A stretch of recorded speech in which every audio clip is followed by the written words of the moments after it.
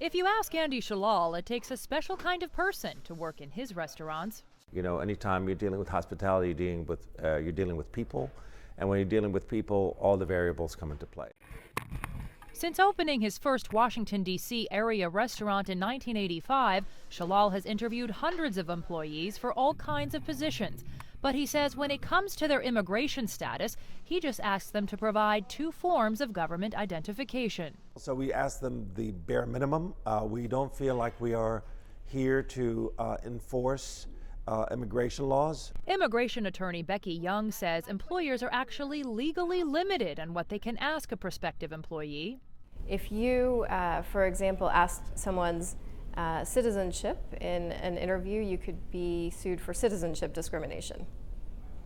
But they have to ask something to determine someone's ability to work. Right. So what can they ask? They can ask, are you authorized to work in the U.S.? Do you now or will you in the future require sponsorship? Trouble is, U.S. law puts the burden to keep illegal immigrants from working on the employer, and enforcement is way up.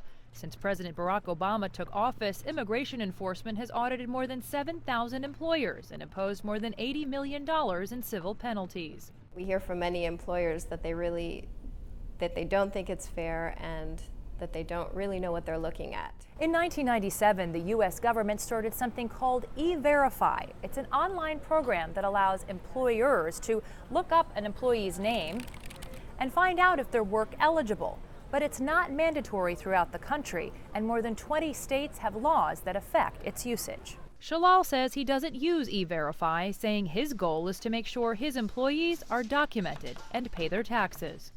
I can see calling the police for someone that's doing something terrible, but I can't imagine that someone is working so hard washing dishes and is just barely trying to make it, that they would be doing something so bad that they have to be kicked out. Andy Shalal knows firsthand. He immigrated to the United States from Iraq at age 10 and was an undocumented worker for 5 years as an adult.